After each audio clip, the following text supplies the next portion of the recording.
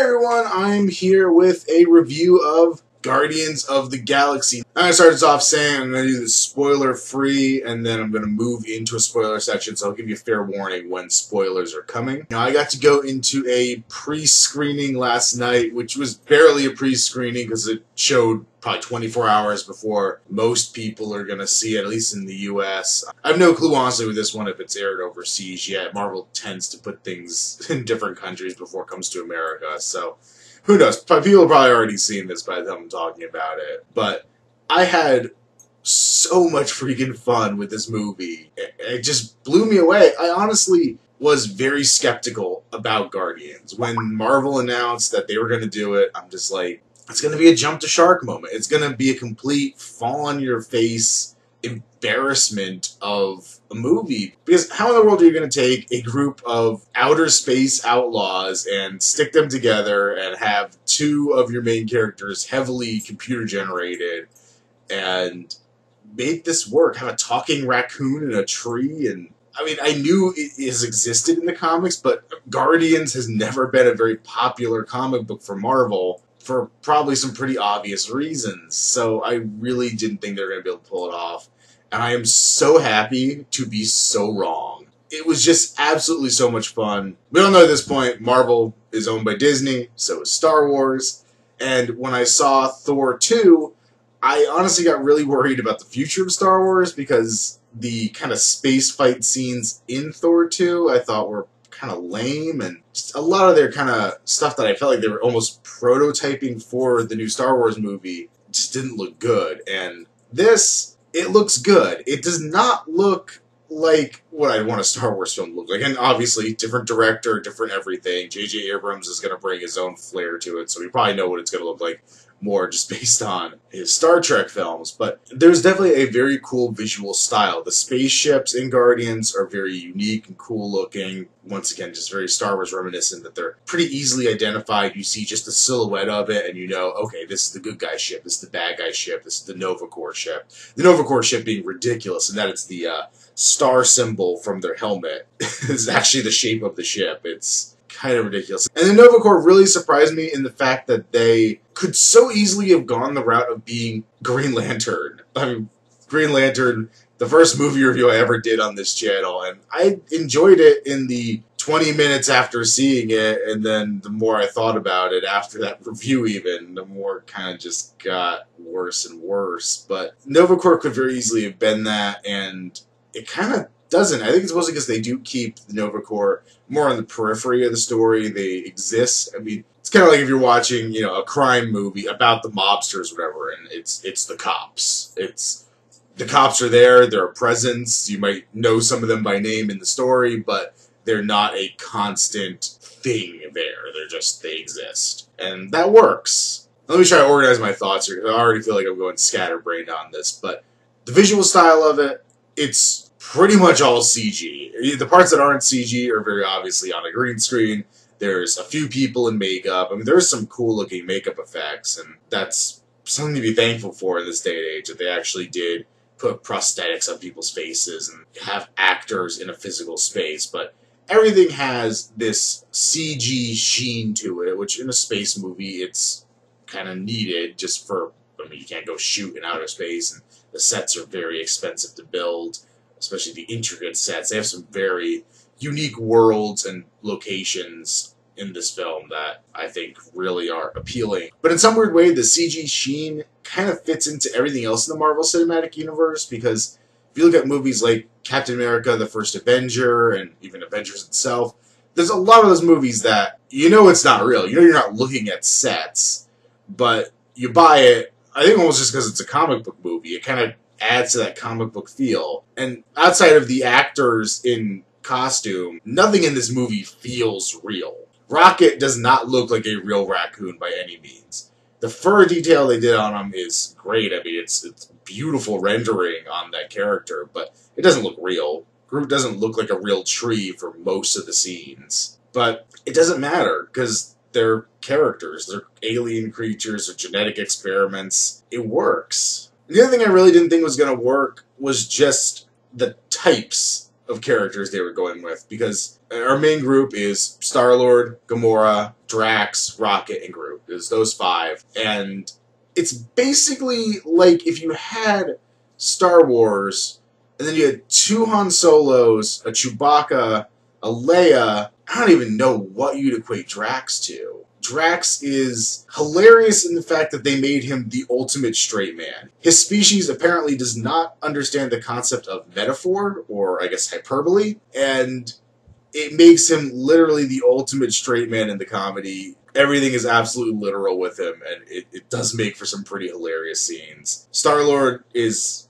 like I said, very Han Solo-esque, very rebellious. But Rocket also kind of fills that role, but in such a different way. I think it's more the insanity of Rocket that kind of separates him out a little bit. But it comes together really well. It's a good mesh of characters and a good mix. I'm not going to say the story itself is anything groundbreaking, anything special. There were a lot of points I'm like, well, I know what's coming. But I didn't care. And I caught myself thinking about 3/4 of the way through the movie, you know, I like this. This might not be as good the 5th time I watch it. But I'm already thinking I'm going to watch it 4 more times, at least. Not a bad sign with the movie, in my opinion. I guess the characters I kind of skipped over the most. Groot is kind of just Groot. They kind of created kind of a mystical feel to him, which I thought was kind of a nice way to go, instead of just making him... the trailers, they kind of portrayed him as a bodyguard to Rocket, and he definitely is, but there's something a little more there, and it definitely works and then feels completely out of place at the same time. Like, he's on the verge of being magical, but not in a bad way. I don't even know how to really elaborate that. And then Gamora, I think, is actually the blandest of the bunch. That's why I kind of said Princess Leia, because she kind of just has that, you know, I'm not gonna take your crap attitude. But there's really not much to her beyond that. And I think it's actually because I was considerably more interested in watching her sister character in the film, Nebula, which probably has less to do with the fact that I actually like the character of Nebula more, and more to the fact that Karen Gillan is incredibly attractive, and even bald and blue is really good looking. Now, my experience seeing this movie was a little different than probably most people's theatrical experience, because I did get to see a preview screening, which meant the end credit scene was cut off, though I did get to watch it on YouTube after the fact. I'll talk about that in the spoiler section. We also had a crowd that didn't really seem to be super tapped into the Marvel Universe. And there were definitely some people out there that I saw that I knew were nerds. There were people that I knew from my local comic shop there. But a lot of the people in attendance probably had never seen a Marvel movie or never really paid that much attention to a Marvel movie. Probably some, you know, the kids are watching it, so, oh yeah, that's Iron Man. I know what Iron Man is. But as you've seen from the trailers, there is a lot of music, late 70s, early 80s music in this film. Star-Lord has his Walkman, and he's constantly listening to it through the movie. It's less of a plot device than I thought it would be, just more of a weird character trait. But the people in my audience seemed to decide it was a sing-along, and I wanted to slap them. It's just, you're here to watch a movie, and you're singing along with what they're playing. And the music is usually... you know, they have him turn it on and you hear it playing through the headphones, and then the music becomes background music to the next scene. And so there's stuff going on, there's stuff being said, plans being talked about, and I just really wanted to punch some people and be like, shut up, you could listen to this at home. You're at a freaking movie. Shut up. And also, just random rant here for a second. Before the screening, there was trivia, and because coming up here in Jacksonville there is a retro collectible show, which I've already was planning to go to, plus the dude who played Creature from Black Lagoon is going to be in attendance, so that'd be kind of cool to actually get to meet him. I passed on his autograph at a con several years back, and I actually got my friend to get his autograph because I wasn't sure if I'd ever have the opportunity again, but now I'll actually get to meet the guy. Rico Browning, the original Creature, or at least from the swimming scenes, he was the underwater actor for the character, but they did trivia, and we're giving away Guardians of the Galaxy t-shirts. And I am a huge Creature from the Black Lagoon fan. My friend that I was there with is a huge Creature from the Black Lagoon fan. Actually, at one point, and I think we're maybe trying to work on plans to get the project started again just a little better, going to do a documentary on the filming locations, because the second movie was filmed right here. Yeah, I could find locations, you know, at tops 2 hours from where I live. Some of them are as close as like a 10-minute drive, and I can actually go and film exactly where they filmed that movie. But you know, we're very up on Creature from the Black Lagoon trivia, and they were just so poorly organized with how they were picking people in the crowd. Like, people, you know, they'd be like, oh, raise your hand if you know the answer. So, you know, I'd raise my hand and, like, you know, pull out some random trivia about the film that they were asking. And I'd say the right answer. They'd point at me, I'd say the right answer. They'd ignore me, and then somebody else who heard me say the right answer would scream it out and then give them the shirt. So, little rant there, but I just think it's pathetic. Me and my friend both super up on Creature from the Black Lagoon. Definitely were first to raise our hands on several of the questions, and they basically ignored us. But anyway, moving on to the spoiler section. I'm not really going to go into too much here, because even though I'm doing a spoiler section, I don't want to spoil it too badly, or there really isn't that much to talk about as far as spoilers in my mind. But I'll give you the chance here. You want to shut off the video, do it now. Are you doing it now? Shut off the video yet? Okay, good. So I think parts of this movie were made a little less interesting just for the fact that I knew where it was going before it wanted me to. I knew from before seeing the movie that Star-Lord is not entirely human. I knew that his father was an alien. And there's this whole scene in the beginning with his mother dying. She's talking about when your father comes back for you, when your father comes back for you. And I'm just like, well, yeah, his father's an alien. It's, you know, she screwed E.T., and that's how he came to be. And, you know, when your dad comes and abducts you. And that's quite honestly what I thought we were seeing in the opening scenes, was him being abducted. But he was being abducted, actually, by Yondu, which is Michael Rooker's character. Also, I knew in the trailer, you know, there's a whole thing with the orb that he's stealing and the whole Star-Lord, who? You know, that scene that everybody's done over and over with jokes and everything. I'm trying not to.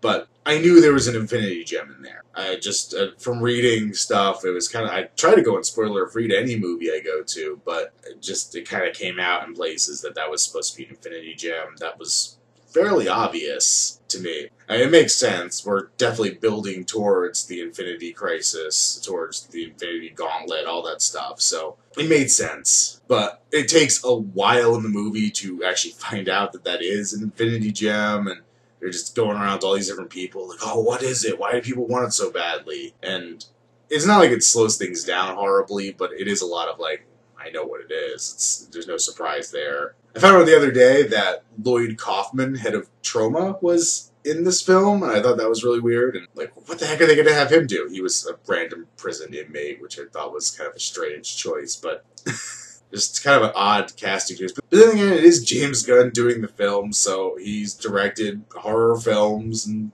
it makes sense, I guess, in a way. Speaking of which, also, when they go to the Collector, if you remember the Collector from the end of Thor 2, it's Benicio del Toro in more hairy makeup than he wore when he did the Wolfman movie. One of the tanks, one of the cages, because in the first movie it looked like there was a lot more just stuff in his collection.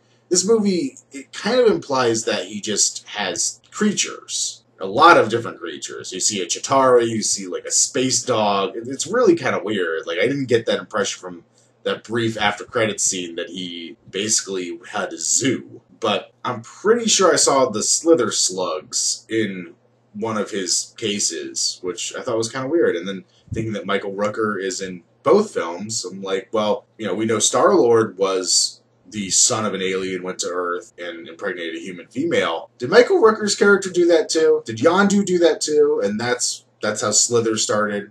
Just say it could exist in the same universe. We're gonna induct Slither into the Marvel universe. I think that should happen. And I guess while I'm talking about the Collector, I could talk about the after credits scene that I did not actually see watching the movie, but I did get to see on YouTube after the fact. But in the ultimate callback, especially now that Disney owns Lucasfilm, we get Howard the Duck. I was not anticipating... Well, yeah, I was, actually. No. What I said to my friend before we watched the movie is mid-credit sequence is going to set up Guardians of the Galaxy 2. After-credit sequence is going to introduce Howard the Duck. I was kidding. I was also right. There's no real mid-credit sequence unless that was cut out of the print we saw as well. There is a scene, basically, where you see Groot. I guess we're doing spoilers, so I can say everything. Groot gets destroyed at the end of the film. And later you see Rocket carrying around a twig from Groot in a pot, planter, and we see that it's starting to grow and starting to become more Groot-like. It's got a face and arms, and so there's kind of this. It's not even mid-credits, like directly after the credit, just basically says Guardians of the Galaxy will return, and then cuts to Drax sharpening his swords with Groot dancing in the foreground. So it's about as much as you need, I guess, to set up Guardians of the Galaxy 2. So I was pretty much right, which is kind of ridiculous.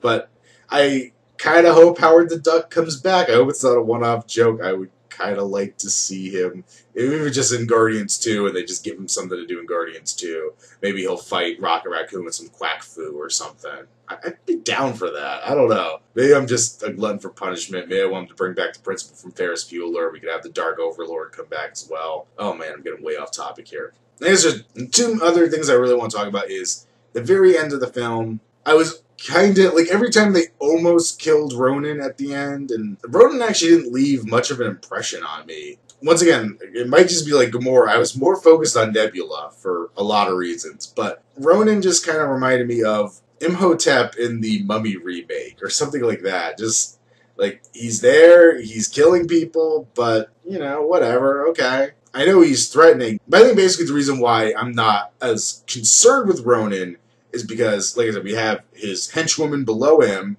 who is constantly going out and killing people and running around and doing things while he's kind of standing around watching monitors.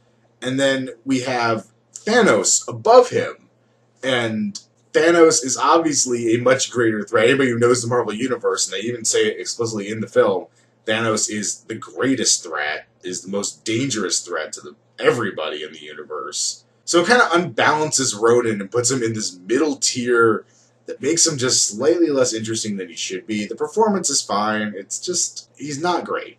He's not great. And there were a few times when I thought they were about to kill him, or I thought they had killed him, or whatever, that I'm like, well, this is kind of stupid. Like, this is really a contrived way to end it. The whole scene at the end where they get the Infinity Stone from him and they're all, like, holding hands or whatever. I thought that, like, the power of unity was going to... I guess it kind of does, but I felt like, yeah, the power of unity is going to kill Ronan. But really, it was just they contained the power and they were able to blast him with a concentrated beam of it, which I can take a lot more. That fits a lot better. But, yeah, there were just a couple times where I'm like, well, this is dumb. But I also like the fact that they did make him, like, so freaking overpowered that, like, every time Drax tries to kill him, he just gets his ass kicked, and it's almost hilarious in the futility of it. But Thanos is interesting, because they had Ronan go to that little chunk of rock where we see Thanos in Avengers, and we bring back the, what do they call him, the Unknown or whatever, the dude that I think is a Chitauri, but has, like, a weird mask on and all that crap. I know people were thinking that he might be a nihilist or something like that, and we see him die, so I guess he's not coming back to do bigger and better things. But they're kind of just teasing out Thanos the whole time. In the prison scene, they show, like, when they're talking about Gamora, they show little pictures of Gamora and Nebula. They're clear pictures, and there's this picture of Thanos, and you can barely make anything out. It's like just a blob. And then he's talking to Ronan on this computer screen, and it's like the worst reception ever. You can barely see what's going on. It's just blurry and you can't tell what you're seeing. And then you get to him and they're showing him in his throne facing away from Ronan. And I honestly thought, if only the Infinity Gauntlet was already in play, I was like, they're just going to, like, Dr. Claw this. He's going to have his back to the camera the whole time. You might see the claw just gesturing off to the side or whatever. You know, I'll get you next time, Star-Lord. Next time. But, like, no, they actually did turn the chair around. He actually does have a decent amount of dialogue for a character that's not really particularly active in this film. So it's nice that we kind of got Thanos set up. He looks freaking amazing. His golden armor looks really cool. I'm excited for Avengers 3, Guardians 2, whatever they're actually going to actually make Thanos a character that does things instead of just sending other people to do stuff. But obviously it's something we got to build up to. And that's pretty much it. I mean, I don't really, like I said, I don't want to go too crazy with it. Definitely go and enjoy the movie for yourself, but I definitely highly recommend seeing it. I had so much freaking fun with it. So let me know what you guys think. Let me leave a comment below. Did you enjoy the film? Am I being too easy on it? I don't know. I really had fun, so hopefully you guys will too. I'll see you guys next time.